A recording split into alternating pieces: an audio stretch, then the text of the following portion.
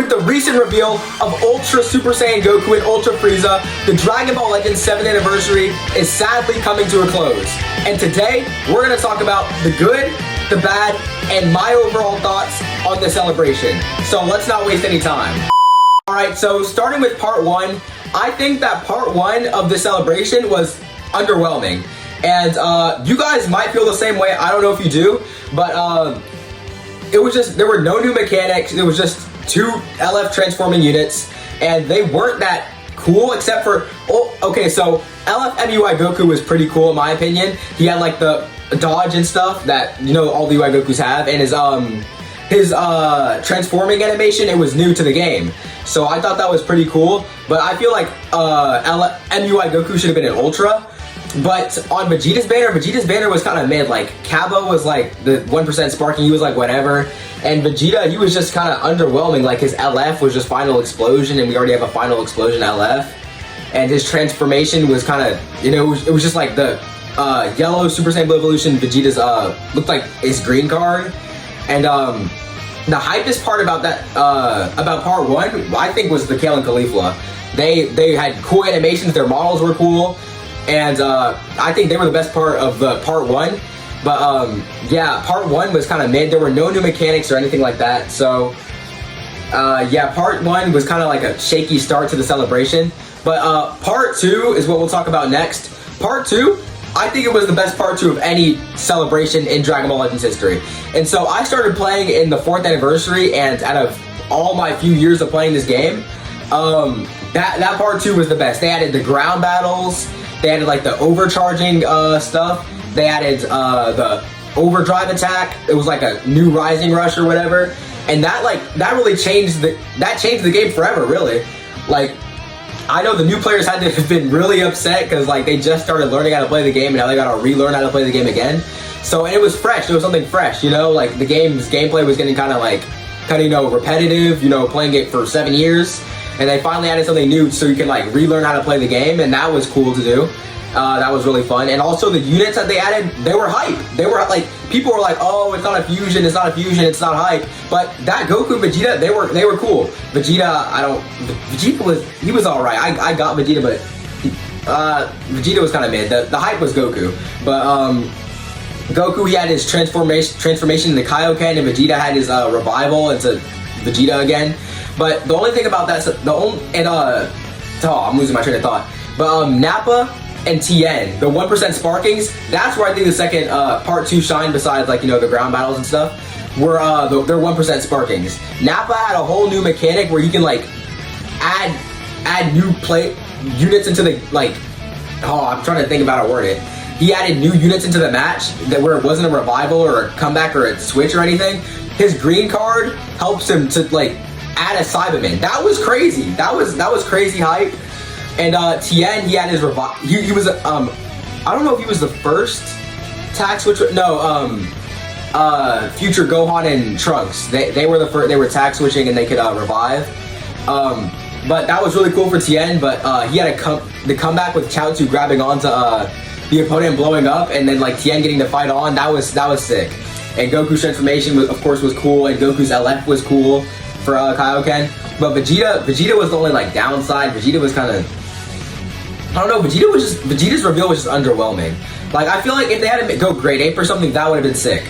But it was just Vegeta. It was just like the normal Vegeta Nappa, that revival unit. It just felt like that unit. So part 2 was probably, in my opinion, part 2 might have been my favorite part of the celebration. Out of everything, out of part 1, part 2, and part 3, which we're about to talk about, I think that part 2 was the best. But now talking about part 3, and part 3 hasn't even came out like completely. Part 3 comes out tomorrow. But the reveals, they were crazy. The reveals were crazy. Like, they added Ultra Super Saiyan Goku, and at first I didn't record my reactions, I just watched it live. But at first I was kind of skeptical. I was like, another Ultra Super Saiyan Goku? But they handled it really well, and the ink art, oh my gosh, the ink art was so sick, bro. Where they had the narrator at the beginning, bro, and he was like, the battle for the fate of the whatever. As the doomsday clock winds down, the ultimate battle begins. He was talking about, bro, that got me hyped, bro. That was cold. But this is the first time, of course, that they've done dual ultras in this game, and they handled it really well. And the fake out was amazing. That might have been my favorite part of this reveal, was the fake out, because it wasn't like a traditional fake out where they just like they show like, oh, Dragon Ball Legends, whatever anniversary, and then they just go straight into the trailer. They went into Goku's trailer, and I remember I was watching people's streams, they were like, oh, are they just rerunning like the trailer? And then they like at the end of the trailer they rewinded it, and then they showed Frieza's. That was cold. That was sick. I can't even lie. And I also like how they're making like Frieza's banner exciting also, because of course everybody's gonna summon for Goku. By the way, put down in the comment section which unit you're summoning on Goku or Frieza. And also, if you made it this far in the video, hit the like button and subscribe down there if you haven't already. But yeah, they're giving Frieza like 3 times Z power on his banner so that people will actually want to summon for Frieza rather than just summoning for Goku. And I think that's really cool. And they also, I don't remember exactly what it was, but they had like an event where you can get Ultra Z power for Frieza, but of course you have to have free, like it's not free unit. You have to, of course, already have Frieza. But I like how they did that. And also, I don't know if the 1% Sparking Krillin is going to be on both banners, but if he is, that's kind of mid. They could have done like a Sparking for each banner. But I'm not complaining because 2 Ultras, that's hype, that's hype. And I also like how Goku and Frieza's, both of their Ultra intros were like, you know, identical. They started out the same. That was kind of sick. But yeah, part 3 was really cool, but I think part 2 is still my favorite. But overall, out of everything, I think that this anniversary was amazing. It was peak. I still don't think that it topped the 6th anniversary, because 6th anniversary was too high. I think the fusing Goku and Vegeta, that fusing the Super Vegeta and the fusing Goku Vegeta that fused into Gogeta Blue, I think that might have been the hypest reveal like in the game's history.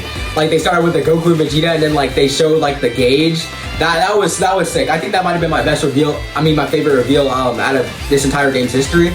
But the 6th, not the 6th anniversary. The 7th anniversary was amazing. I really enjoyed it. I'm going to, of course, do summons if I get any Chrono Crystals tomorrow. But yeah, I would rate, if I had to rate this out of 10, I would give it out of 10. I would give the 6th anniversary, I know we're not talking about the 6th anniversary, but like just to compare, I would give the 6th anniversary a 9.5 out of 10, just for that part 2 units weren't that cool except for Gohan. But yeah, I'd have to give the 7th anniversary, I'd give it about an 8.5 out of 10, 8.5 out of 10. That's what I'd have to rate this anniversary, just because part 1 was really the only like downside, like there were no new mechanics. Part 1 was kind of underwhelming. But part 2 and 3, they did it really well. And I like how they tapped into like the essence of Dragon Ball. Like it was like, oh, some crazy superpower fusion. It was just tapped into the essence of Dragon Ball, like early Dragon Ball Z. And I really like that about it. But yeah, I'd have to give it an 8.5 out of 10. And yeah, that's about all. Put down in the comments what you would rate this anniversary out of 10. And I will see you guys in the next one. In the summons tomorrow, probably. So stay tuned for those. And I'll see you guys later. Peace.